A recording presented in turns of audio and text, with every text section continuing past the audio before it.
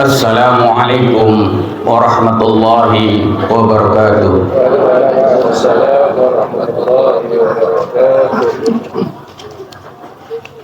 Innal hamdalillah nahmaduhu wa nasta'inuhu wa nastaghfiruh wa na'udzu billahi min shururi anfusina wa min sayyiati a'malina. May yahdihillahu fala mudilla lahu wa may yudlilhu fala hadiya lahu. Ashhadu an la ilaha illallah wahdahu la syarika lahu wa ashhadu anna Muhammadan abduhu wa rasuluhu la nabiyya ba'dah. Allahumma salli wa sallim wa barik ala nabiyyina Muhammad wa ala alihi wa sahbihi ajma'in, amma ba'du.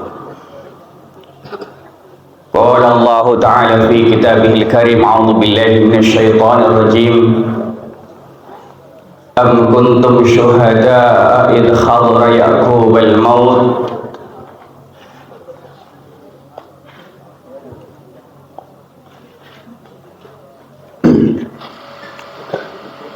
qala wa idh qala li banihi ma ta'buduna min ba'di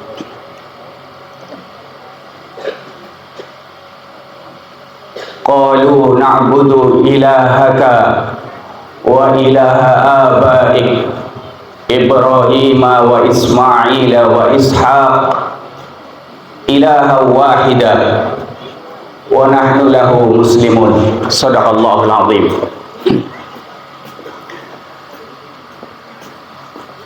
Yang saya hormati pimpinan daerah Muhammadiyah Kabupaten Brebes beserta dengan seluruh jajarannya, hadirin yang dirahmati oleh Allah.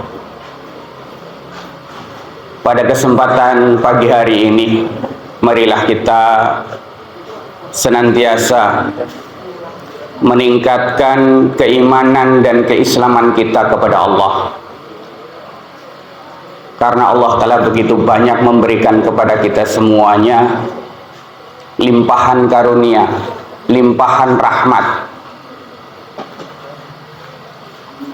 Dan ketika kita menghitung satu persatu nikmat-nikmat itu, tentunya tidak akan pernah kita mampu untuk menghitungnya.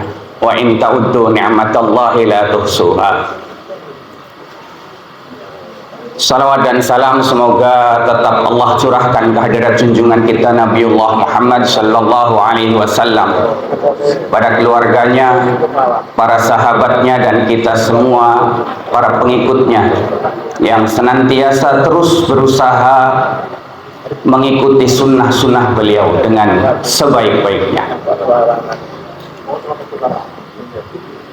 Hadirin yang dirahmati oleh Allah, kalau tadi pembawa acara mengatakan tausiah kayaknya belum pantas, diibaratkan saya mau memberikan garam di atas lautan, karena yang ada di hadapan saya ini justru adalah senior-senior saya, guru-guru saya.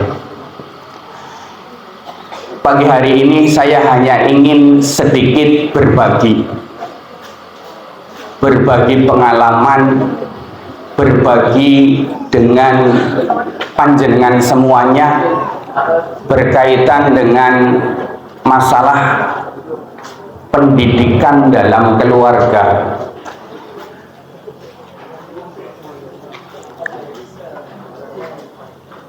Pendidikan dalam keluarga itu sangat penting, Bapak Ibu sekalian. Pendidikan begitu pentingnya buat kehidupan manusia, sebab manusia ketika dilahirkan oleh ibunya tidak memiliki kemampuan apa-apa. Disebutkan di dalam surat An-Nahl, Allah yakhrujakum min butuni ummahatikum la ta'lamuna syai'a. Iya, min butun Allahu yakhrajakum min butuni ummahatikum la ta'lamuna syai'a. Allah mengeluarkan kita dari perut ibu kita itu tidak mengetahui apa-apa. Oleh karena itu pentingnya pendidikan buat kita semuanya, buat setiap manusia. Nah, di dalam rumah tangga, tentunya kita sebagai orang tua menginginkan, mengharapkan anak-anak kita itu nantinya mereka akan menjadi anak-anak yang soleh, anak-anak yang memiliki kontribusi bukan hanya untuk dirinya saja tetapi juga untuk orang tuanya.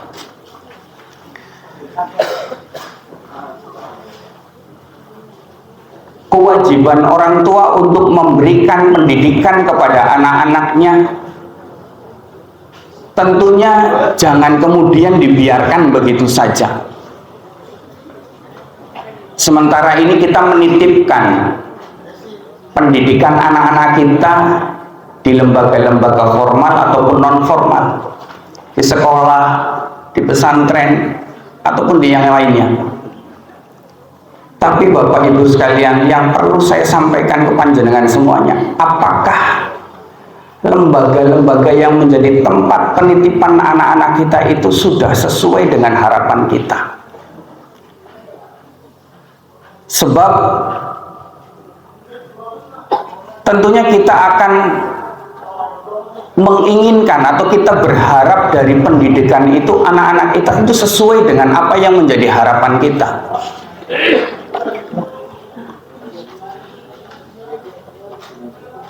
Oleh karena itu bahkan saya katakan hampir sebagian besar orang tua ketika kemudian sudah menyerahkan kepada dunia pendidikan, lembaga-lembaga pendidikan, hampir sebagian dari mereka seakan-akan sudah menganggap beres urusannya, tanpa kemudian mengevaluasi kembali, tanpa kemudian menata kembali apakah hasil dari didikan lembaga-lembaga yang selama ini kita titipkan anak-anak kita itu apakah sesuai dengan harapan kita atau tidak. Ini karena sekali lagi realitas di lapangan pendidikan kita sekarang ini masih belum sesuai dengan harapan kita. Di ayat yang tadi di muqaddimah saya bacakan, yaitu di surat Al-Baqarah ayat 133, bahwa seorang nabi masih saja mempertanyakan kepada anak-anaknya, apakah kita sebagai orang tua yang telah menitipkan anak-anaknya, pernahkah kita mengevaluasi? Nabi Yakub mengevaluasi apa yang telah menjadi kewajibannya untuk mendidik anak-anaknya dengan menanyakan kepada mereka, anak-anaknya itu, dengan bertanya kepada mereka. Nabi Yakub bertanya kepada anak-anaknya,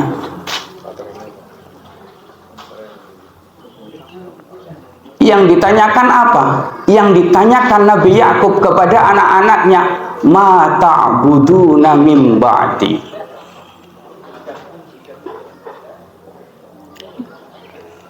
siapa yang akan engkau sembah?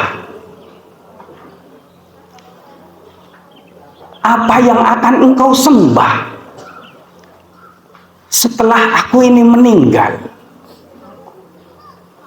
Bapak Ibu sekalian, tentunya Bapak Ibu nanti ketika kemudian telah meninggalkan anak-anak kita, apakah yakin kalau anak-anak kita itu nanti menyembah apa yang kita sembah? Ini pun ditanyakan oleh Nabi Yakub kepada anak-anaknya, ma ta'buduna min ba'di, apa yang akan engkau sembah setelah sepeninggalku ini, setelah aku ini meninggal? Ini sebuah kekhawatiran seorang nabi kepada anak-anaknya. Bagaimana kita sebagai orang tua? Apakah kita juga merasakan kekhawatiran itu sama seperti kekhawatiran Nabi Yakub kepada anak-anaknya?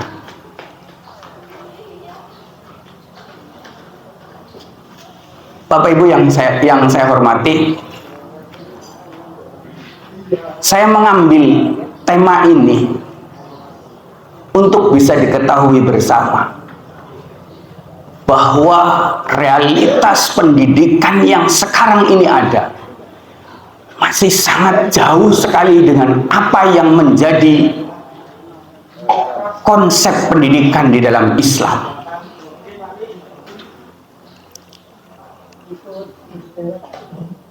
Hampir ketika bertemu dengan siswa, kebetulan saya mengajar di SMA 1 Larangan, dan saya juga menjadi sekretaris di kabupaten untuk mata pelajaran pendidikan agama Islam. Begitu sulitnya saya katakan, begitu sulitnya mengajarkan, memerintahkan anak untuk melaksanakan sholat. Ini kembali karena apa? Karena pembiasaan di rumahnya belum beres.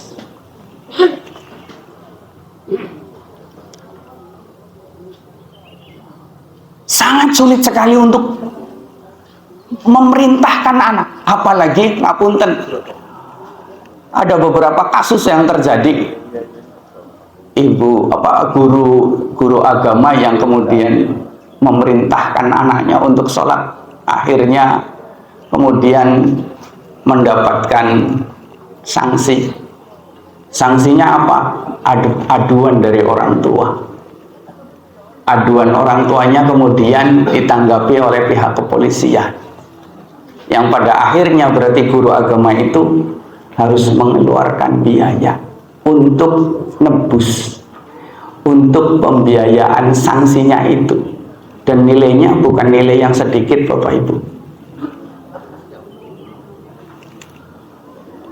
1 tahun saya melakukan penelitian di Kabupaten Brebes, Pemalang, kemudian Kota Tegal, Kabupaten Tegal. Saya kebetulan waktu mengambil disertasi saya itu, saya mengambil internalisasi pendidikan Islam untuk anak-anak terlantar. Anak-anak terlantar itu bukan hanya anak-anak yang kemudian tidak mendapatkan istilahnya, mereka itu anak-anak yang sama sekali tidak mendapatkan perhatian dari kedua orang tuanya. Dari mulai anak-anak jalanan, anak-anak pang, tapi bukan pangsiunan ya Bapak Ibu, anak-anak pang, kemudian anak-anak yang bawa Vespanya itu rame sekali, ada botol plastik, ada ini dan seterusnya. Kalau saya mengatakan mereka itu menamakan sendiri kelompok Vespa gembel atau Vespa ekstrim. Belum lagi anak-anak pengamen dan seterusnya. Saya tanyai mereka setiap saya bertemu di jalanan itu. Saya tanyakan, Mas, rumahnya mana? Rumahnya daerah sini, daerah sini, daerah sini. Ada yang juga dari luar Brebes. Terus saya tanyakan orang tuanya, Mas, orang tuamu itu kerjanya apa? Yang kadang saya bikin geleng-geleng kepala itu, ada di antara mereka yang notabene orang tuanya adalah guru, PNS, pengusaha. Maaf Bapak Ibu, mereka bukan mencari yang namanya uang, bukan karena tidak mendapatkan uang dari orang tuanya, tetapi mereka tidak mendapatkan perhatian dari orang tuanya. Dan bagaimana kehidupan mereka? Mereka itu bebas. Bahkan yang lebih saya geleng-geleng kepalanya lebih lagi, itu mereka menamakan diri mafia sholawat. Ada kalimat sholawatnya di belakangnya Bapak Ibu. Tapi maaf, saya banyak menemukan kelompok-kelompok mereka itu nongkrong bareng anak-anak putri dan anak-anak putranya. Bahkan maaf, saya katakan maaf, mungkin agak saru sedikit, satu sarung Bapak Ibu.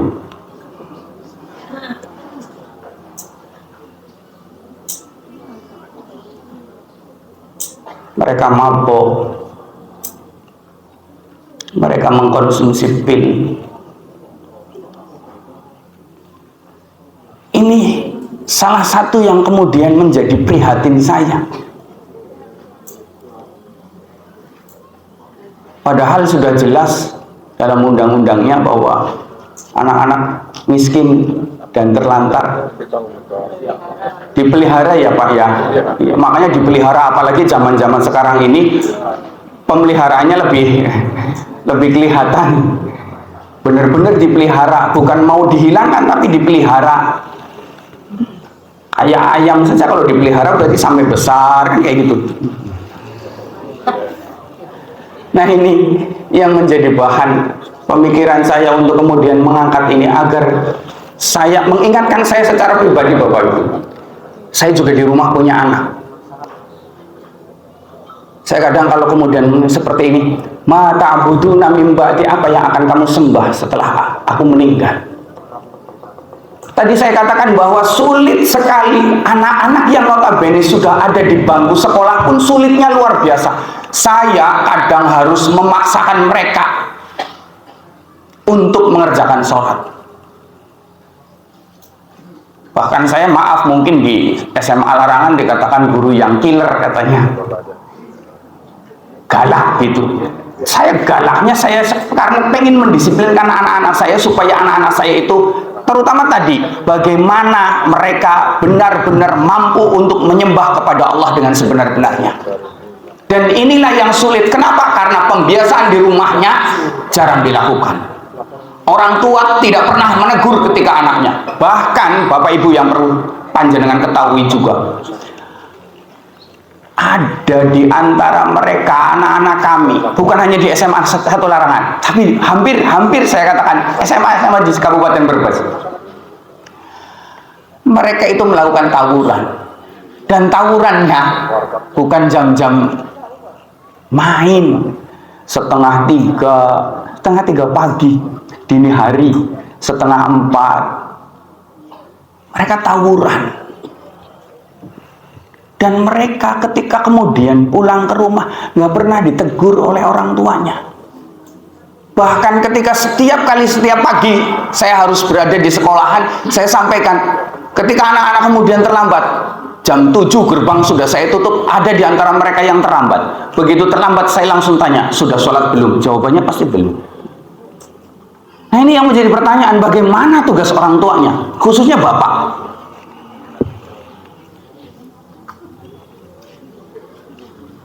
Karena hari ini sekali lagi saya bukan mau mentausiahi panjenengan semuanya. Saya kepengen berbagi dengan panjenengan supaya yuk bareng-bareng kita menjaga anak-anak kita. Tugasnya bapak mengingatkan pada anak-anaknya. Apalagi dalam rumah tangga yang paling berat tugasnya bapak, karena bapak di sini oleh Allah dikatakan ku anfusakum wa ahlikum nahar. Jagalah dirimu. Mu'nya ini menunjuk kepada bapak-bapak, para pemimpin di dalam rumah tangga. Sebab ketika kemudian ku anfusakum wa ahlikum, ahlinya, keluarganya, berarti yang memimpinkan bapaknya dari api neraka. Sudahkah kita mengingatkan kepada anak-anak kita?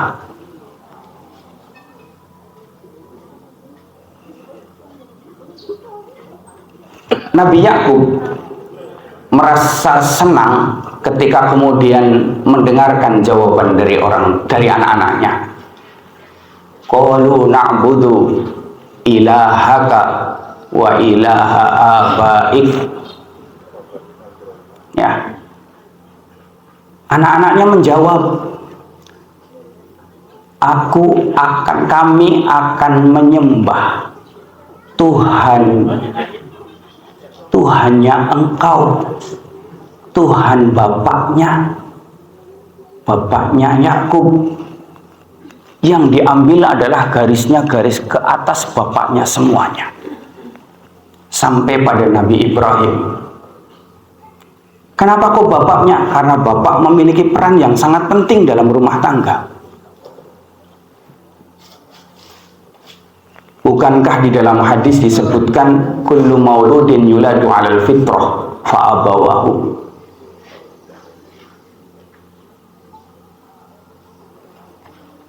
bapaknya di sini. Kalimatnya kan fa'abawahu berarti diambil dari kata abi, bapak. Oleh karena itu tugasnya bapak, karena bapaklah yang kemudian akan menjadikan anaknya itu Yahudi, Nasrani ataupun Majusi. Oleh karena itu, sekali lagi saya mengingatkan kepada diri pribadi saya dan panjenengan semuanya yang hadir pada kesempatan pagi hari ini. Saya tidak tahu arah yang akan dibawa oleh pemerintah dalam yang berkaitan dengan pendidikan ini mau seperti apa. Sebab saya katakan tadi, pendidikan yang sekarang ini bergonta-ganti kurikulum, tapi hasilnya ya seperti itu. Ya, karena tadi kurikulumnya nggak jelas mau seperti apa. Mungkin jelas bagi mereka, jelas proyeknya. Tetapi kalau kemudian mengacu pada ayat Al-Baqarah ayat 133 itu, bahwa jelas kurikulum yang mesti harus diterapkan di dalam keluarga adalah bagaimana kita mengetahui anak-anak kita itu melakukan ibadah dengan baik atau tidak.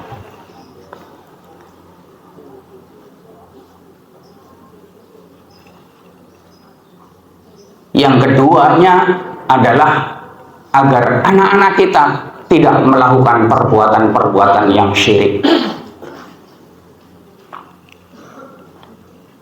Berkaitan dengan pendidikan ini, ya, kurikulum yang diterapkan bagaimana agar anak-anak supaya tidak melakukan perbuatan syirik. Kita memahami bahwa kalau syirik zaman dulu, syirik jahiliyah, itu menyembah kepada berhala-berhala, patung-patung. Tapi syirik hari ini, syirik yang sekarang ini sudah melakukan transformasi, perubahan. Kesyirikan sudah pada yang bersifat materialisme. Anak-anak hanya dididik hanya untuk nilainya agar bagus saja, sedangkan akhlaknya nggak tahu. Akhlaknya nggak beres, tapi tetap saja naik, nilainya bagus. Sehingga jangan tanya kemudian menciptakan generasi-generasi yang korupsi. Berapa banyak sih sekarang ini? Arah reformasi sudah tidak jelas lagi. Katanya mau memberantas korupsi, nyatanya korupsi sekarang ini malah tambah hebat-hebatan. Ini karena yang pertama, karena pendidikannya gagal untuk menciptakan generasi-generasi yang mengimani Allah dengan sesungguhnya. Jadi kalau kemudian hari ini saya menyampaikan ke panjenengan semuanya itu dalam rangka bukan berarti kita tidak percaya pada dunia pendidikan, tetapi kita sebagai orang tua pun harus bisa mengevaluasi pendidikan yang selama ini diajarkan kepada anak-anak kita itu apakah sudah sesuai dengan apa yang ada di dalam Al-Quran. Apakah sesuai dengan harapan kita menjadikan anak-anak kita itu solehah. Sebab ketika kemudian kita tidak mau peduli, ya yang terjadi akan seperti itu.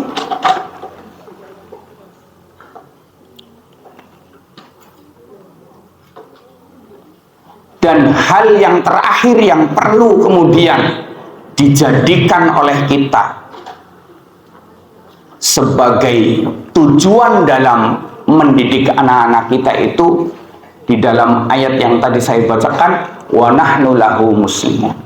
Dan kami semua itu orang-orang yang berserah diri.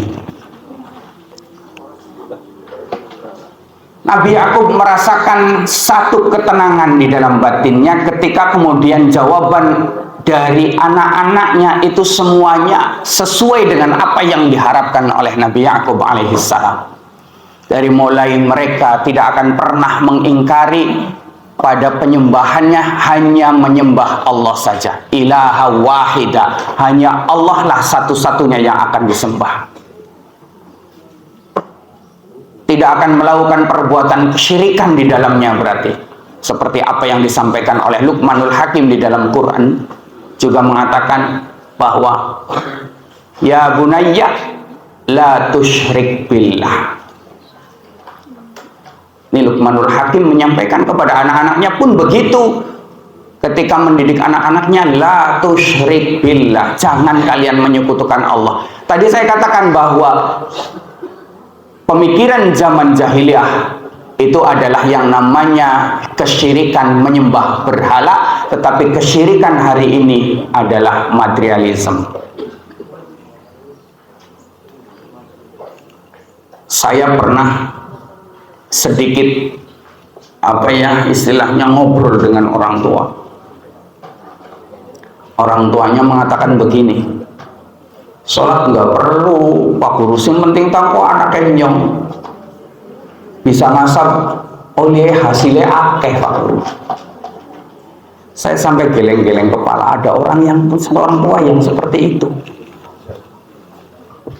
Ini kan berarti tandanya yang ada di dalam pikirannya adalah bagaimana menciptakan anak yang nantinya bisa menghasilkan materi. Padahal sering kita tahu ada orang tua yang mungkin di akhir hayatnya mereka merindukan agar anaknya datang dan kalau bisa malahan bisa mentalkin, membimbing ketika dia sedang sakaratul maut. Tapi berapa banyak di antara kemudian anak yang kemudian datang pada saat itu, yang ada malahan mereka masih ngurusi pekerjaannya di luar kota. Kalau sudah seperti ini, apakah orang tua merasa tidak rugi? Tentunya rugi. Di akhir kehidupannya banyak orang tua yang kemudian maaf ditelantarkan oleh anak-anaknya. Ini karena tidak lain karena orang tua lebih mengedepankan materi ketimbang hal-hal yang bersifat psikologi, yang bersifat tentang kehidupan akhiratnya. Bapak Ibu yang dirahmati oleh Allah, tadi di terakhir wa nahnu lahu muslimun, kami semuanya berpasrah diri. Realitas yang terjadi sekarang ini, mereka tidaklah taat, tidak patuh dengan orang tuanya. Bahkan maaf, banyak orang tua yang takut dengan anaknya, kalah dengan anaknya.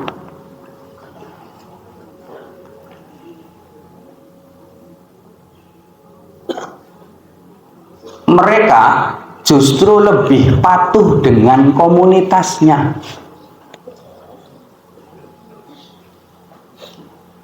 Dan saya katakan tadi, ada di antara mereka anak-anak yang kemudian melakukan tindak kriminal, melakukan yang namanya tawuran, itu karena ada panggilan dari ketua komunitasnya. Giliran dipanggil sama orang tuanya kadang banyak lahnya, gitu, banyak mangkirnya.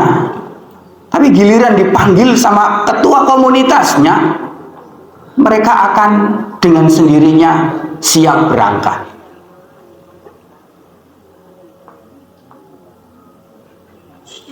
Apalagi Bapak Ibu sekarang kan ada HP. Jadi lebih mudah untuk melakukan komunikasi antar sesama anak-anak ini.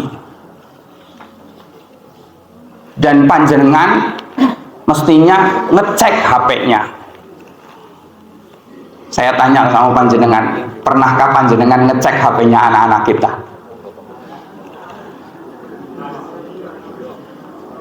Apa yang mereka lihat, apa yang mereka tonton, konten-konten apa yang mereka tonton. Sebab kami para guru tidak memiliki dan tidak diperbolehkan untuk membuka itu. Tapi panjenengan selaku orang tua diperbolehkan untuk membukanya.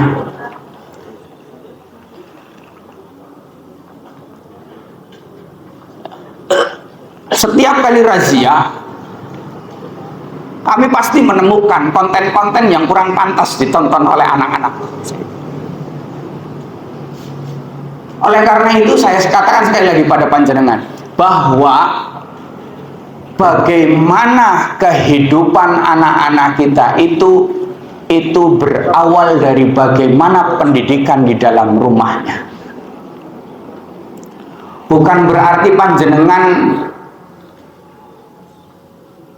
membatasi gerak mereka.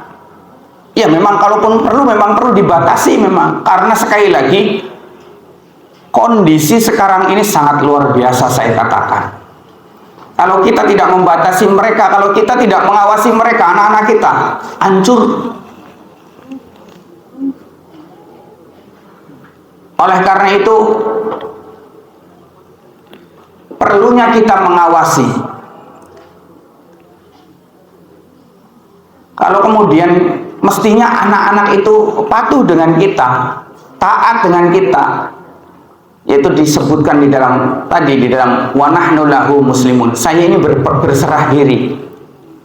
Berarti kepada orang tuanya. Ketika seorang anak berserah diri kepada Allah, ibadahnya bagus, akidahnya bagus, maka kepada orang tuanya pun akan bagus.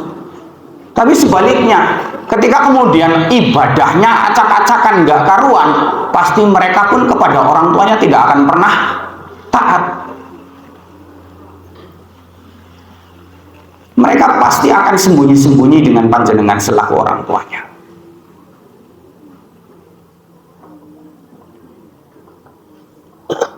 Nah,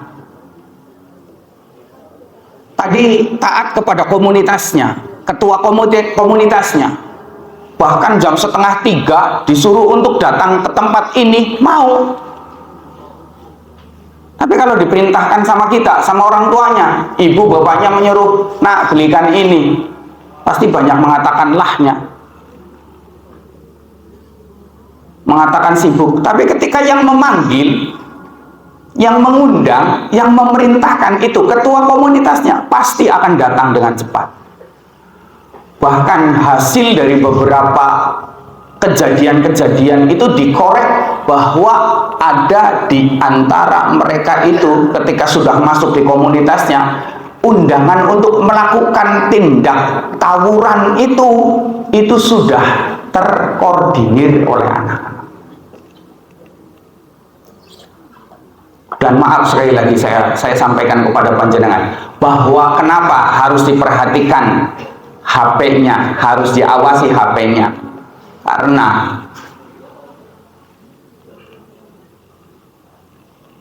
mereka itu melakukan perjanjiannya di situ. Jangan sampai panjenengan nanti yang kecewa setelah anaknya tergeletak tanpa nyawa kayak gitu. Kesetiaan yang kedua, kesetiaan pada pacarnya. Pacaran sebenarnya kan tidak diperbolehkan, ya, tapi di masyarakat kita seakan-akan menjadi sesuatu yang lumrah gitu. Bahkan maaf Bapak Ibu, ada dulu orang tua yang menyatakan gani anak yang wis kelas 3 durung duwe pacar, ada yang begitu. Dianggapnya nggak laku. Dan sekali lagi perjanjian mereka. Saya bertahun-tahun ya, ketika di SMA Larangan banyak sekali menangani permasalahan-permasalahan seperti itu. Tahu-tahu ada anak pindah ke SMA Larangan, ketika kemudian belum 1 tahun genap, tahu-tahu ada guru lain dari SMA lain yang kemudian nelpon, Pak, bener nama A pindah ke sekolahan ini, betul, ada apa nggih Pak? Kemudian guru tersebut, guru BK tersebut dari sekolah A, saya tidak mau menyebutkan, menyampaikan ada orang tua yang meminta pertanggungjawaban dari anak itu. Maksudnya gimana? Panjenengan ngerti piyambak. Padahal anak itu baru pindah beberapa bulan di SMA Larangan. Tetapi ada dari sekolah lain yang notabene-nya dulu tempat di mana anak pindah tersebut sekolah di situ. Kemudian orang tuanya datang ke situ, dianggapnya mungkin karena masih ada di situ anaknya, sehingga kemudian nyarinya di sekolah itu. Tetapi ternyata anak itu sudah pindah, dan kemudian menyampaikan bahwa minta pertanggungjawaban. Hampir semua kasus yang terjadi di sekolahan itu hampir semuanya karena sekali lagi tidak ada perhatian dari orang tuanya. Maaf Bapak Ibu, kasus-kasus yang dilakukan oleh anak-anak kita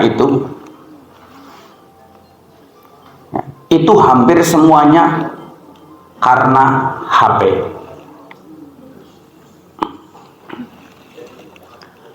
Mereka bisa janjian kemana saja, apalagi ini di penghujung tahun. Ini penghujung tahun nih, bulan Desember sudah kita masuki. Di penghujung tahun, biasanya di tahun baru Masehi, banyak sekali kegiatan-kegiatan yang akan menjadikan anak-anak kita itu merayakan kegiatan itu.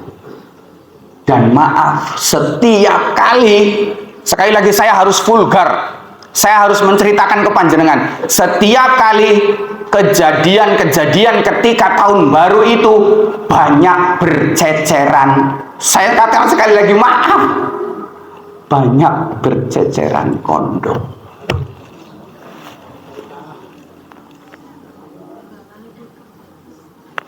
Oleh karena itu saya sarankan sekali lagi, oleh karena itu saya mengingatkan lagi kepada panjenengan, perbaiki kurikulum di dalam rumah tangga kita. Belum terlambat dan tidak ada kata terlambat.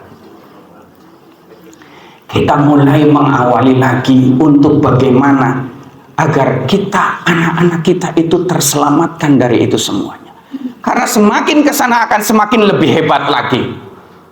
Bukan malah tambah kendor, bukan tambah menurun, bukan, tapi akan lebih hebat lagi, saya katakan.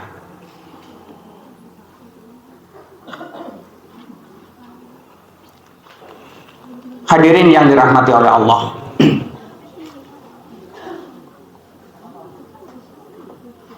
memang berat bagi kita orang tua sekarang ini. Tugas beratnya adalah bagaimana menciptakan generasi-generasi kita di keluarga kita menjadi generasi-generasi yang soleh-solehah, generasi-generasi yang benar-benar memiliki akidah yang kuat, memiliki hati yang benar-benar murni, dan mengetahui betul bagaimana kelak ketika kemudian ia sudah lepas dari kita. Tentunya semua ini haruslah dimulai dari keluarga kita. Dengan apa kita memulainya? Dengan peneladanan kita selaku orang tua. Yang kemudian setelah kemudian kita menjadi teladan di dalam rumah tangga kita, kemudian kita berupaya untuk memberikan kepada mereka nasihat-nasihat yang baik dengan melakukan yang namanya pembiasaan yang baik dalam rumah tangga. Insya Allah kalau kemudian sudah seperti itu, kita sudah memberikan contoh yang baik, kita sudah memberikan pembiasaan-pembiasaan yang baik, dan kita juga memberikan nasihat-nasihat yang baik, maka insya Allah generasi-generasi kita itu bukan generasi-generasi yang limbung, generasi-generasi yang bingung, tetapi generasi-generasi yang memiliki akidah mantap, akidah yang kuat, yang pada akhirnya mereka tidak akan tergoyahkan oleh apapun. Saya kira itu yang bisa saya sampaikan pada kesempatan pagi hari ini. Mudah-mudahan bisa mengetuk hati kita semuanya untuk bisa menjadikan anak-anak kita itu sesuai dengan harapan kita. Al-afu minkum. Assalamualaikum warahmatullahi wabarakatuh. Waalaikumsalam warahmatullahi wabarakatuh.